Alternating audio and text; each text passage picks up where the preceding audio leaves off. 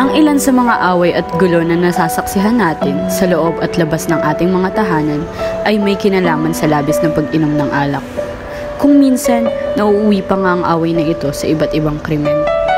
Sa pagkakataong ito, masasabing naaapektuhan ng alak o alkohol ang operasyon ng isip at kilos-loob ng tao, na naging dahilan kung bakit nakakagawa siya ng mga bagay na hindi inaasahan, katulad ng pakikipag-away sa kapwa.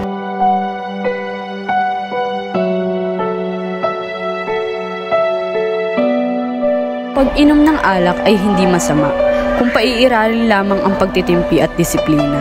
Bukod sa epekto nito sa ating pag-iisip at pag-uugali, apektado rin ang ating kalusugan.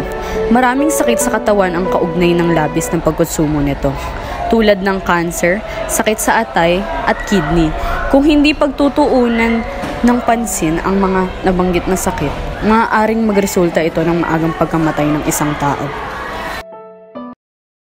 Alcoholism is an equal opportunity destroyer. Alcohol addiction is a self-destruction. Quit, believe in yourself.